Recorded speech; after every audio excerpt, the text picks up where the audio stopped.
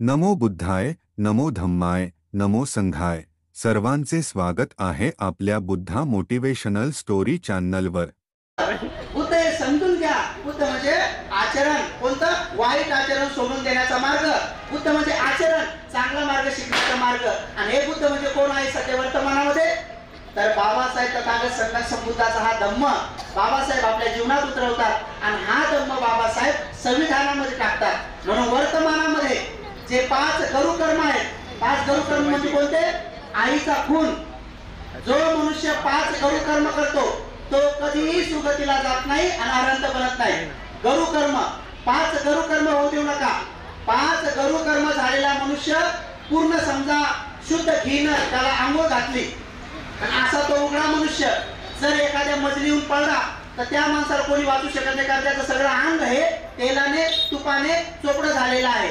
म्हणून अशा व्यक्तीला तथागतांच्या सद्धर्मामध्ये काय सांगितलेलं आहे की त्याला नरकात जाण्यापासून कोणी वाचू शकत नाही. तर नरकात कोण वाचू शकत नाही? ज्या व्यक्तीच्या हातून 5 कर्म झालेले आहेत, गुरुकर्म म्हटलेलं आहे. 1, जो व्यक्ती आपल्या आईचा खून करतो तो कधी अनंत होत नाही. जो व्यक्ती आपल्या बापाचा खून करतो तो कधी अनंत होत नाही. जो व्यक्ती पूज्य अरहंतांचा खून करतो तो व्यक्ती कधी अनंत होत नाही.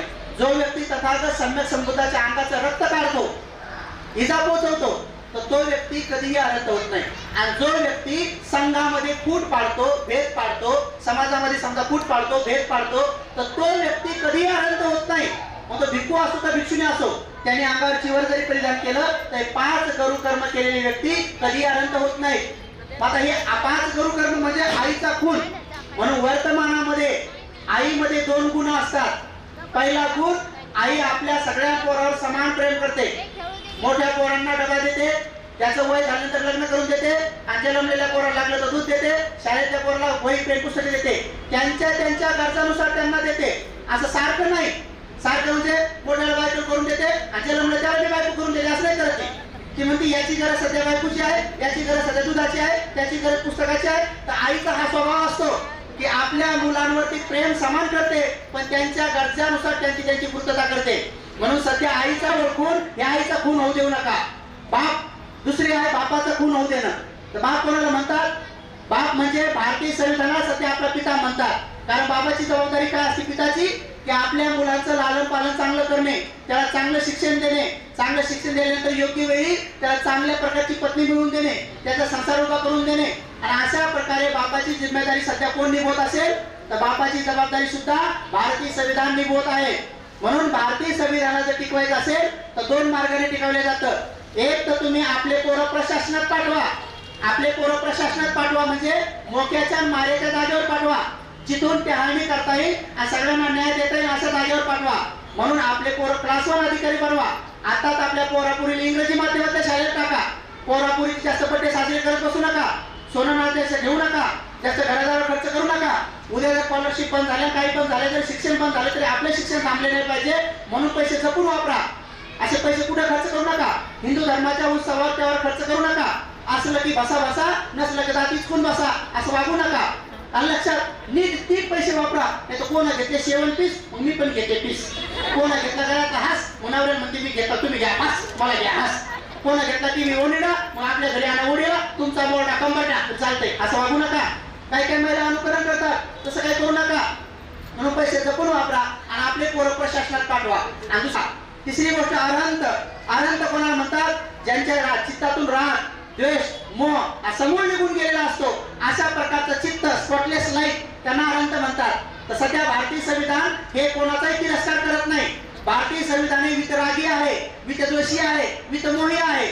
म्हणजे त्यांनी कधी कोणा ब्राह्मणाचा तिरस्कार केला नाही, कोणा काही भिलांचा तिरस्कार केला नाही, ओबीसीचा तिरस्कार केला नाही. बाबासाहेबांनी संविधान लिहित असताना प्रथम ओबीसीचा विचार केला, नंतर मग मात्र बाबासाहेबांनी तिसऱ्या टेपवर विचार केलेला आहे.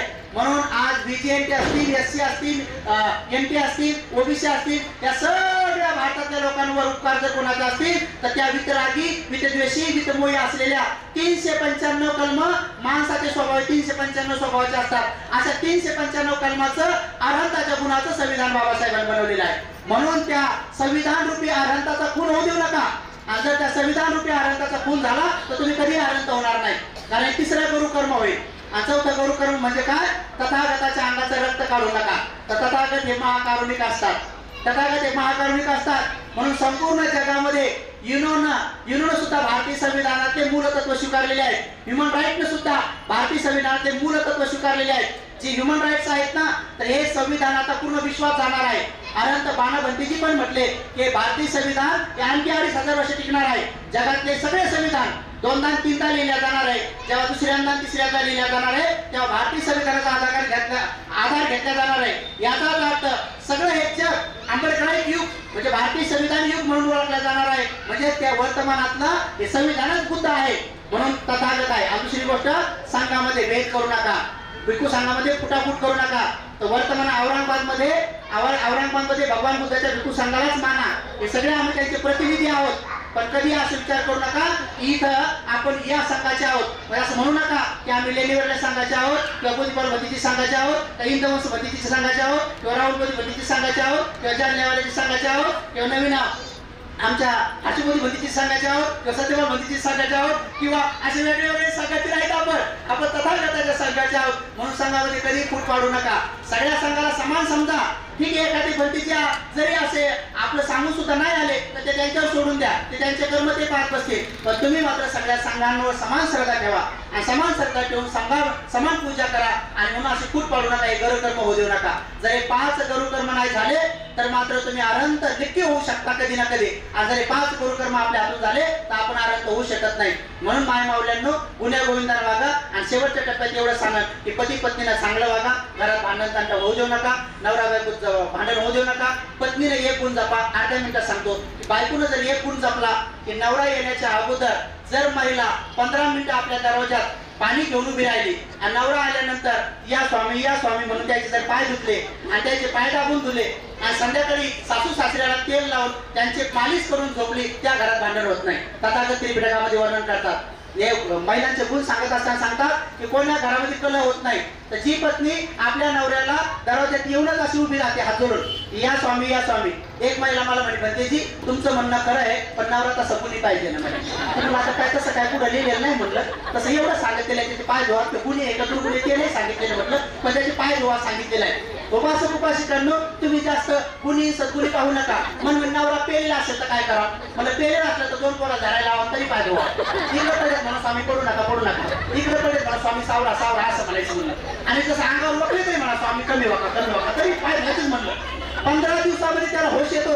त्याच्या लक्षात येतं की मी चुकू लागलो, एवढी माझी गुणवान पत्नी, एवढी सेवा व्हावी आणि मी याचा अपमान करू लागलो, मी वाईट वागू लागलो. नवरा दारू सोडून देतो, 100% सोडून देतो. मी हा प्रवचन 10 दिवसापूर्वी सांगितलं. 10 दिवसापूर्वी एक महिला माझ्याकडे आली, म्हणजे भंतीजी तुमचं मला पटलं, माझा नवरा लई पेतोय, रोज म्हणजे एक आमच्या दोघांचे भांडणं होते, पण आता उद्याच मी पाय घात पाणी ठेवते म्हणे. आणि तिने हा प्रयोग केला. तिनं दरवाजात पाय घात पाणी ठेवलं. संध्याकाळची वेळ झाली, तिचा नवरा घरी आला आणि ती दरवाजात उभी राहिली. उभं राहिल्याबरोबर नवरा आल्यावर म्हणे स्वामी या असं म्हणली. तिचा नवरा पळूनच गेला. तुला वाटतं तिथेच घरी आलो काय करून एवढं शिव्या भेटत होत्या. आज इथं स्वामी म्हणले ते पळून गेला, पण आलाच नाही. पुन्हा घर आणला, आपलंच घरी. आता 7-8 दिवस झाले दारू प्यायला. मला फोन आला म्हणजे बत्तीची दिली सोडून द्यायची. तरी बघ हे तुमच्यामध्ये बल आहे. म्हणून माय मावल्यांनो, तुम्ही आनंदाने राहा. तुमचा चेहरा पाहून नवऱ्याला 50 कामं ऑफिसमध्ये असू द्या, त्याच्या पाठीमागे लई टेन्शन असतात, जबाबदारी असतात. त्या सगळ्या जबाबदारीतून घरी आल्याबरोबर तुमचा चेहरा पाहिल्यावर त्यांना वाटलं पाहिजे भारताचं सगळं खर्च जरी माझं झालं तरी फेडेल, एवढे त्यांच्यामध्ये उमेद आली पाहिजे. तुमच्या चेहऱ्याकडे पाहून, तुमचा प्रसन्न चेहरा पाहून. तुम्ही एवढं तरी किती दिवसापासून वजन वागवता बघा ना. कपाळ तुमचं टिकली त्याच्या नावाची, कान तुमचे डोळे त्याच्या नावाचे, नाक तुमचं नथनी त्याच्या नावाची, गळा तुमचा मणिमंगळसूत्र द्यायच्या नावाचं, भांग तुमचा सिंदूर द्यायच्या नावाचं, हात तुमचे बांगड्या द्यायच्या नावाच्या, पाय तुमचे चेनी द्यायच्या नावाच्या. घरात काम कष्ट तुम्ही करायचे आणि घरावर पाठी द्यायच्या नावाची. पोटात 9 महिने 9 दिवस तुम्ही वागवायचं, दूध तुम्ही पाजायचं, लहानचं मोठं तुम्ही करायचं आणि शहरात गेल्यावर नाव द्यायचं तुमचं नाही, पाठीवर काम आहे. किती दिवसापासून तुम्ही एवढं जपलं? नवऱ्याला विचारा ना की माझ्या नावाचं तुम्ही काय जपलं म्हणून. आहे का नवऱ्यावर काही? म्हणून पुरुष मंडळी तर तुमच्या नावाचं काही नाही. आपण आज एक खरा पास करू की आजपासून तुमचा एक दागिना पुरुष वापरतील. आता उद्यापासून महिला टिकल्या लावणार नाही, पुरुष लावतील 1 महिना. वापरती का बरं? वापरती का नाही वापरत? पहा तुम्ही तुमचे 1 टिकले देऊन पहा 1 महिनाभर नाही वापरत. एवढं कशाला? नवऱ्याला म्हणा फक्त 8 दिवस जोडव्या घाला, 8 दिवस घालतोय का? नाही घालत. बरं एक काम करा, नवऱ्याचा हात धरा, घरात न्या, कडी लावा, पलंगावर बसा आणि म्हणा स्वामी आता आपण दोघंच आहेत, कोणी पाहायला नाही, लावता काही घंटा टिकली त्याच्यात म्हणजे काही लावत एक घंटा नाही लावत. अहो तुमचं काही जपायला तयार नाही ते. आज तुम्हाला हे दागिन्यात फसवलं की तुम्ही दागिने म्हणून हे हिंदू धर्मात फसवलं. हे दागिने बिगिने सौभाग्याचं लेणं नाही, या वापरायचं तर वापरा, पण खरं सौभाग्याचं लेणं सील आहे. सौभाग्याचं लेणं काय? सील आहे. ती महिला शोभून दिसते जिच्याकडे सील आहे, आणि सगळे पुरुष आणि महिला शोभून दिसतात तिथे दानी सिलवान समाधीवान आहेत. म्हणून आपण हे दागिने जपा आणि बाबासाहेबांनी आपल्याला जो मार्ग सांगितला त्या मार्गाने जाणं सुरू करा. आपल्या जीवनात आपलं मंगल झाल्याशिवाय राहणार नाही. नवरा बायको भांडण करू नका, वाद तर कधी करू नका आता, आणि आपलं जीवन सुखमय बनवा. आजच्या क्षणी एवढाच उद्देश देतो, प्रशासनात आणि शासनात आपले मुलं पाठवा आणि भारतीय संविधान टिकवा. ते गरु कर्म करू नका. सर्वांचं मंगल हो. आजच्या क्षणी उपदेश देणाऱ्या या ठिकाणी 3 महिन्याचा कालावधी करणाऱ्या दोन्ही भिक्षूंच्या प्रती मैत्री, आयोजक संयोजक दानदात्यांच्या प्रती आघात मैत्री, आणि सर्वांचं मंगल हो. भारत बौद्धमय हो, विश्व धर्मराज्य हो, सर्वांचं मंगल हो. भगवंत सगळं साधु साधु साधु बुद्धं नमामि धम्मं नमामि संघं नमामि